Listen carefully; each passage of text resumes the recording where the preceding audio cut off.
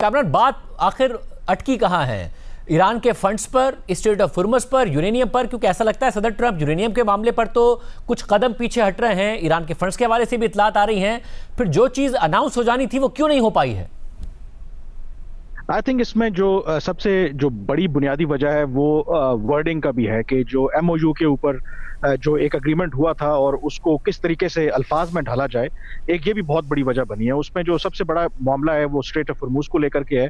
यानी कि इस मुमकिना जो डील के तहत जो इब्तदाई तौर पर होनी थी, उसमें स्ट्रेट ऑफ हुर्मुज़ को तो रीओपन करना था, लेकिन वो रीओपन किन शराइत के ऊपर होगा? जो अमेरिका है और जो बाकी इसमें सारे ममालिक इन्वॉल्व हैं, वो तो चाहते हैं कि बिल्कुल अनकंडीशनल, यानी कि जो 28 फरवरी से पहले वाली सूरत हाल है उस पर इसको बहाल होना चाहिए। लेकिन ईरान दूसरी तरफ से उसकी लैंग्वेज इस तरीके से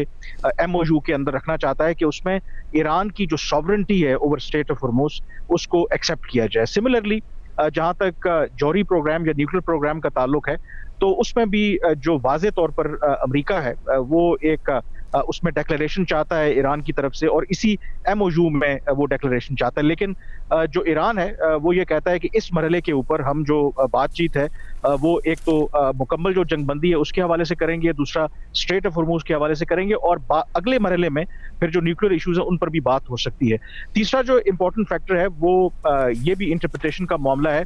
कि ईरान की इंटरप्रिटेशन ये है कि जो $24 बिलियन उनके एसेट्स फ्रीज हैं, उनका ये ख्याल है कि जैसे ही ये एमओयू पर दस्तखत होंगे तो आधे पैसे यानी कि $12 बिलियन जो है उनको रिलीज कर दिए जाएंगे, और बाकी $12 बिलियन वो मशरूत हैं कि जब एक हतमी मुआहदा होगा ईरान और अमेरिका के दरमियान तो वो उनको रिलीज कर दिए जाएंगे। अब इस नुक्ते के ऊपर भी जो अमेरिका है वो बात मानने से इनकार कर रहा है। वो कह रहा है कि जब तक जो ईरान न्यूक्लियर प्रोग्राम और खास करके जो stock pile already enrich uranium का है उसे ईरान अमेरिका या किसी और मुल्क के हवाले नहीं करता, तो उन्हें एक पैसा भी नहीं दिया जाएगा। तो इस वजह से मामलात जो हैं फंसे हुए हैं। ओवरऑल सेंस ये है कि शायद 95% जो है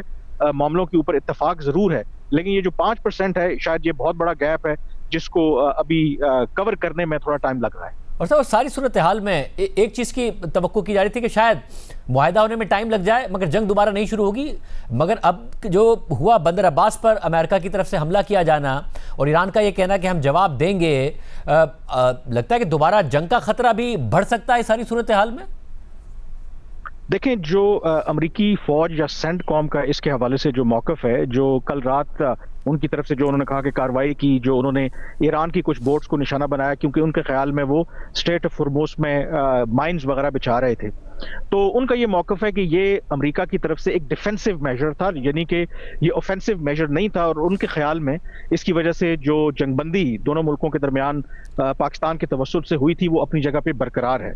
ईरान का दूसरी तरफ से मोहतात रद्द अमल है, उनके सुप्रीम लीडर का भी बयान सामने आया है, उनके जो फॉरेन मिनिस्टर ने भी स्टेटमेंट दिया है कि ईरान ये हक महफूज रखता है कि वो जवाब देगा। अभी तक उस तरीके से जवाब सामने नहीं आया। मेरी अपनी जो अंडरस्टैंडिंग है कि वाइल ये कंसर्निंग डेवलपमेंट जरूर है, उससे जो डिप्लोमेटिक प्रोसेस है वो अंडरमाइन हो सकता है, लेकिन दोनों जो फरीकैन हैं और उसमें जो मीडिएटर्स भी इन्वॉल्व हैं, उनकी पूरी कोशिश है कि कोई भी इस तरह का जो इंसिडेंट है वो इस तरह का इंसिडेंट ना बन जाए कि जिससे पूरी जो जंगबंदी है वो खतरे में पड़ जाए और एक ऑल आउट वॉर शुरू हो जाए। अभी तक की जो इंडिकेशन है, आई थिंक जो डिप्लोमेटिक प्रोसेस है उसको थोड़ा झटका जरूर लगा है, बट मेरा ख्याल है कि अभी भी तमाम जो फरीकैन हैं वो ये कोशिश कर रहे हैं कि किसी तरीके से जो इब्तदाई डील है वो हो जाए, और ये जो पिछले 24 घंटे में कुछ इंसिडेंट्स हुए हैं, स्टिल ये तवक्को की जा रही है कि शायद ये बहुत बड़े पैमाने पर दोबारा हॉस्टिलिटीज की तरफ बात नहीं जाएगी।